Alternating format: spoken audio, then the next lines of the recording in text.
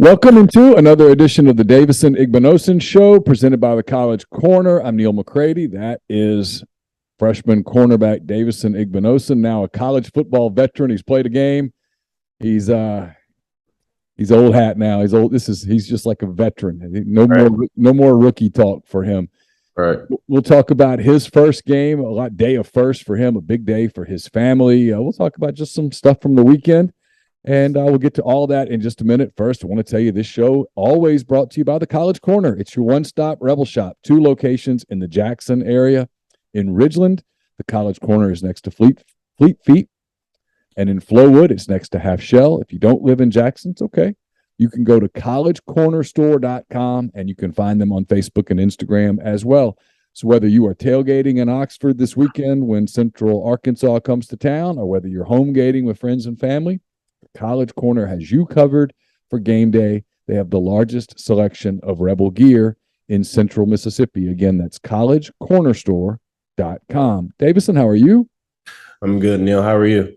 Man, I'm great. Had to be, I don't know, I'm guessing a little surreal to wake up on Saturday morning and realize that this dream that you have worked so hard for and that you have trained for, and all the practices and all the camps and all of just the workouts and all the things that you do to become a college football player, on that day you're going to put on a uniform and take the field and play a game. That, I'm guessing, even in that moment, it had to feel kind of surreal, right? It definitely felt surreal. It kind of felt like like if I was watching a movie. Like it was my dreams turning into reality. So you go to the hotel on Friday. Do you sleep? Are you typically, before you play, the day before a game, are you a nervous guy? Do you sleep well typically, or was this, and how different was this, knowing, hey, I'm playing my first college game tomorrow? Yeah, so typically I'm nervous. So I can only go off of high school. So in high school, like, of course I was nervous, but like sleep was never a problem. You know, like I was always expecting like go out and have a good performance. But I feel like my first college one, I didn't get any sleep. I was just up thinking about X's and O's the entire night.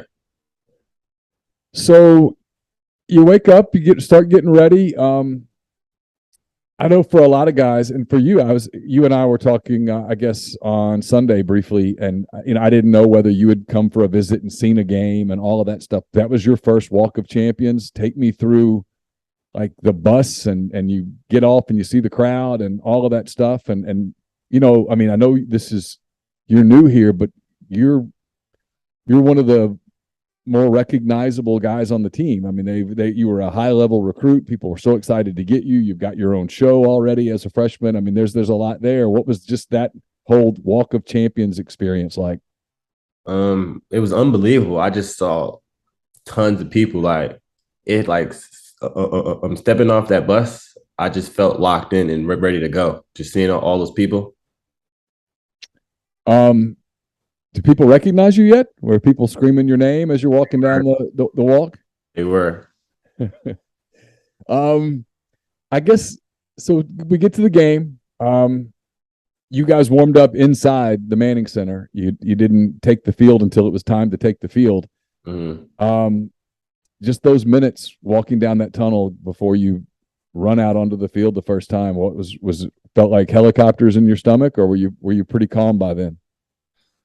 I think I was calm, but if I'm being honest, I started crying because I just thought to myself, like, I left home at 17 and I left home for this exact reason, to start for the Ole Miss Rebels. So it kind of felt like it was my dreams turning into reality. Well, it was your dreams turning into reality. I mean, that's like we talked about this at the beginning. There's a ton of work that goes into this. Right. You and I've not talked about this, but I'm always struck at, like, the camps and stuff, the visit days and stuff. Right. You'll see these kids show up at these things, and for a lot of those guys, they have the same dream, and it just doesn't come to fruition. Not everybody's dreams come true, right? And for some of them, it's because they don't have the talent. Some, they just don't put in the work. Whatever the case may be, it just never quite works out. And so for guys like you who put in the work and have the talent and have the determination, and I thought it was really telling in the first episode of the show where you talked about there was a time when you didn't know that weren't sure you believed in yourself in terms of being an SEC player, and to gamble on yourself the way that you did, to leave New Jersey and come all the way to Mississippi. Man, I mean, I would think that was kind of an emotional moment when you realized I did this, and nobody else put that work in. I mean, there were people that helped you along the way, but nobody else put the work in but you. Right. It was just me and my God. Yeah. You got the start. I know you played, I think, almost 40 snaps. You had 7 tackles. You had a couple of big open field tackles. Yeah. They threw at you a little bit, but it was on the little short underneath stuff. I mean, you had a really good game, at least from my perspective, for a first time. How did you sort of assess your performance? I had an okay game. Like there's room to improve, especially in my coverage game, because I don't want to give up any catches. Yeah, and at this level, that's a hard standard to get to, because the people on the other side of the field, they're playing college football too, right? So you always know that it's going to be, you're going to play a dude on the other side, even in games like Troy. I mean, those guys, you don't put on a Troy uniform without having some degree of talent. Right. I was asking you about this the other day. You are in a pretty veteran cornerback room. DeAndre Prince has had his own journey back to Ole Miss. He started at Ole Miss, went to a junior college, came back. Miles Battle, emerging as an NFL prospect, as a cornerback, a guy who started as a wide receiver, moved to DB, moved back to wide receiver, moved back to the on and on. How much of those guys been able to help you as you adjust to college life, to college football? Those guys have helped me a lot, to be honest with you. Not even just Prince and Miles Battle, even Markevious Brown, Breedlove, all those guys. They've just been a great help to me as a young freshman. Did you expect that when you got to town? I mean, because you knew you were competing with those guys for playing time, and playing time is precious and everybody wants it. Were you surprised that guys were as helpful as they were? I want to say yes, I was surprised, because at first, like, I didn't know them and they didn't know me, but like I never felt any animosity or hate from those guys. So like they've embraced me the entire time I've been here. Correct me if I'm wrong, Davison, but I thought I saw you playing in the slot a little bit, covering a slot receiver in the slot. It looked like maybe even a couple of plays you were almost lined up, and it might have just been a formational thing, but it looked like you were almost kind of lined up at almost like a free safety. Mm-hmm. How versatile are you already as a defender? I can play anything in the back end. Like I can play safety, corner, slot corner. I can play anything in the back end. But being that cornerback on cut a field in half, that's your meal ticket one day. I'm assuming, right? That's the one thing you probably take the most pride in. Right, I do. Do you think when guys look up lined up against you and they're like, okay, this guy's a freshman, I'm going to cook him, are they surprised when they find out that they can't? I mean, is that something you take a little bit of pride in? Because obviously, yeah, they look at you and they go, freshman, let's put him in the blender here. Right, like so soon as I first. So like my first practice, spring practice, like that's exactly what happened. But like I'm a strike first kind of guy, so I'm gonna get you before you get me. So like that's how it is. Yeah, I was laughing. I had my binoculars and I was watching you some, and you're such a soft-spoken guy with this nice smile and stuff. And then on the field, you made a play and you got to the bench. It was an open field tackle on a third down that Troy actually had a pretty good play drawn up for that, and you blew it up. And you got to the bench and you did your flex thing and all that stuff. And it was just funny to me. I'm like, he's just two different people. There's a switch that comes on when he's playing that obviously has to come off. That right. When you're not playing football, because when you're not on the field, you can't be walking around flexing and stuff. But it was just kind of funny to me. It was obvious that you were having a lot of fun. Yeah, it was. It was a big day for your family too. We talked about your brother Desmond last week. Rutgers had a game at Boston College.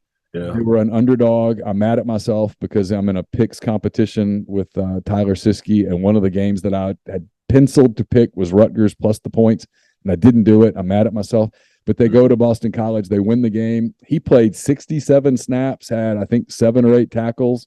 Yeah. Had to be fun at the end of the day when you guys got to talk and compare notes a little bit, huh? Definitely was. Like it was like our dreams coming our childhood dreams like all coming true like in one day. Like so it was September 3rd. It was both our first career start. So like it was a great day for my family. Were you aware of that score when you took the field, or because you were warming up as that game was Yeah, winding down? I couldn't have. So what was your phone like when you get finished playing? I mean, when you get back into the locker room, the game's over, and you're winding down. I'm sure you turn your phone on. It had to light up like a Christmas tree, I'm guessing. Right. I'm like it was just a whole bunch of text messages from my friends and family, just like congratulating me. Um, what was that phone conversation like with your parents maybe that night? I know they didn't get to come to your game. They didn't go to his game. They just watched. Yeah. It had to be super exciting for them, for both of their boys to get their first starts, to both win, to both play well. That had to be, I mean, as a parent myself, I can only imagine how rewarding that must have felt for them. What were those conversations like that night? So I spoke to my mom, and she was just like, she was just really proud as a parent. Like, what more could she ask for? Like, both of her boys are playing big time college football. Yeah, just a really cool story. That's neat that it happened for both of you guys at the same time. Um, a word from our sponsor. We'll get back to our interview with Davison in just a minute. A word from our sponsor, BetterHelp. It can be tough to train your brain to stay in problem-solving mode when faced with a challenge in life. But when you learn how to find your own solutions, there's no better feeling. A therapist can help you become a better problem solver, making it easier to accomplish your goals, no matter how big or small. I've used therapy as a way to handle stress, clear negative thoughts in my life. It's a life changer for me. If you're thinking of giving therapy a try, BetterHelp is a great option for you. It's convenient, accessible, affordable. It's entirely online. You can get matched with a therapist after filling out a brief survey. You can switch therapists anytime. When you want to be a better problem solver, therapy can help get you there. Visit betterhelp.com/MPW today to get 10% off your first month. That's betterhelp.com/MPW. As a team, what did you guys, how did you feel you guys performed defensively? I know the first half was really strong. Troy Brown was telling me the second half was, a little bit disappointing, maybe lost a little bit of intensity. When you looked back on the film on Sunday, as you guys turned the page to Central Arkansas, what were your general thoughts? First and foremost, I feel like as a defense, we played okay because in the second half they scored on us, and I feel like I feel like our defense is I want to say like our defense is highly like we are capable of shutting out Troy. So like I feel like Troy scoring on us was not good at all. But like I feel like in the first half, everybody had a great game. Like I'm pretty sure Kyrie Coleman tied the Yeah, the mark for stopping people behind the line of scrimmage. Yeah, he was terrific. I didn't see that coming. You did. You were at practice all the time. Yeah, I did see it coming. He was great. JJ Peguesa's hit were I worried about the quarterback safety in that moment. He got popped. Coach Parker, he loves stuff like that. He lives for stuff like that. What is film like when you watch a game like that? Is it more instruction? Is it a lot of celebrating good plays? You go back and look at what's that like? Like if good plays come up, of course we cheer and celebrate. But like in film today, there was a whole bunch of things we could have done better. Turning the page to Central Arkansas, I know this is it's an FBS game. It's not one that these are not the games that people get super jacked about. It's not like when Auburn comes to town or when Alabama comes to town or when you go to LSU or whatnot. But what can you get out of a game against a team like Central Arkansas that makes you better moving forward into the rest of the season? I mean, like if we play Central Arkansas, like as a defense, we need to gain confidence from Central Arkansas. Like I know moving forward from Central Arkansas, the week after we got to go play Georgia Tech in Atlanta. So like we just have to continue to get better and build confidence. Did you you look ahead in the schedule, and you guys do you is it hard not to kind of look ahead a little bit? You got Georgia Tech, and it won't be long before Will Levis, who's being talked about as a first round draft choice as a quarterback, he's coming to town. Um, you got Auburn coming here. You got LSU. I know you watched LSU some last night. You guys go there. I mean, there's a lot of like really big SEC games on the schedule. Is it hard not to kind of think ahead, look ahead, and take it one day at a time? I mean, like as soon as you get into the SEC play, you have to take it one game at a time. Like everybody is too good in this conference not to. Yeah, for sure. You watched some of LSU Florida State on Sunday night. What were your thoughts from that? Was a wild game, huh? Yeah, it was about special teams. That's all I'm gonna say about that game. Special teams. I know the stuff that you don't even think about, like a wing on the field goal protection team. Right. Yeah, it ends up costing. It's the small things. Yeah, it really is. What about for you? What's kind of the focus for you in week 2 as you get ready for Central Arkansas? You talked about your coverage. What else is kind of on your mind as you get ready for your second game? I want a turnover. So my go ahead into Central Arkansas is to get the ball back. That's all I'm focused on. All right, let me ask you this. Let the people get to know Davison a little bit. The NFL season starts on Thursday.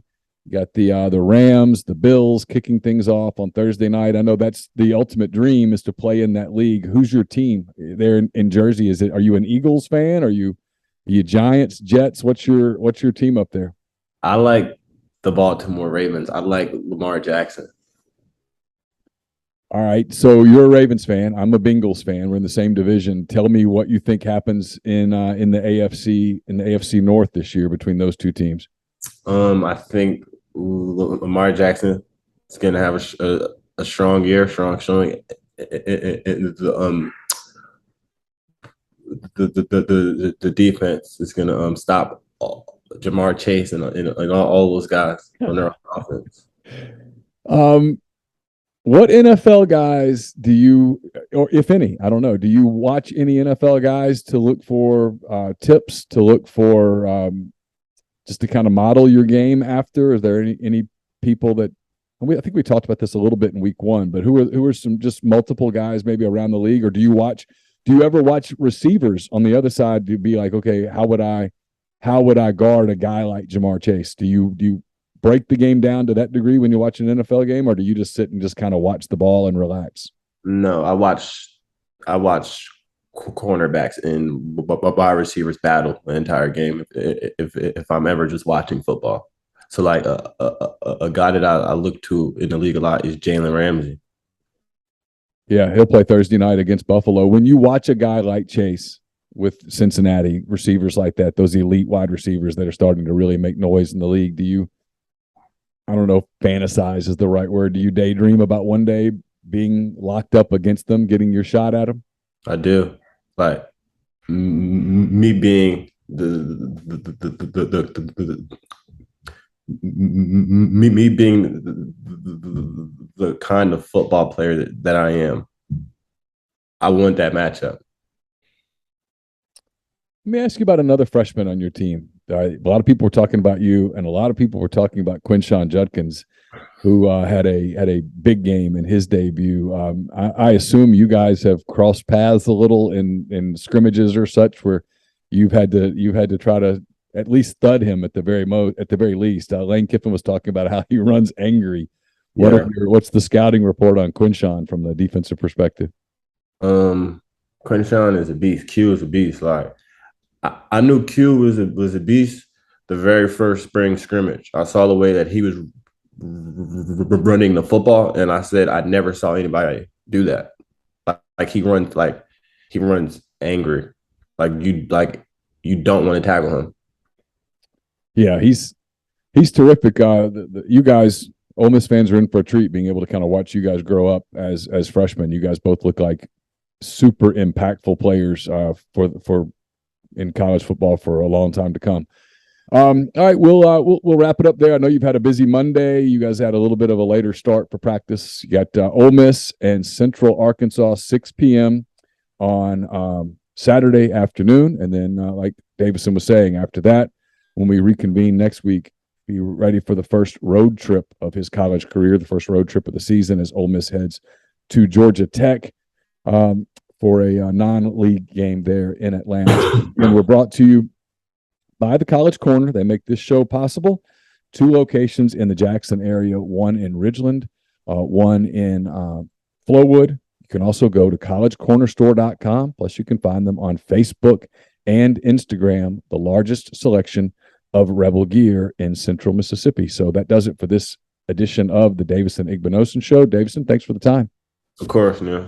We'll be back next week. We'll talk about Central Arkansas. We'll look ahead to Georgia Tech, and we'll find out what happened with the Ravens and the Bengals and those teams in week 1. We'll have a little fun talking about that as well. Until then, for Davison, I'm Neil. Take care.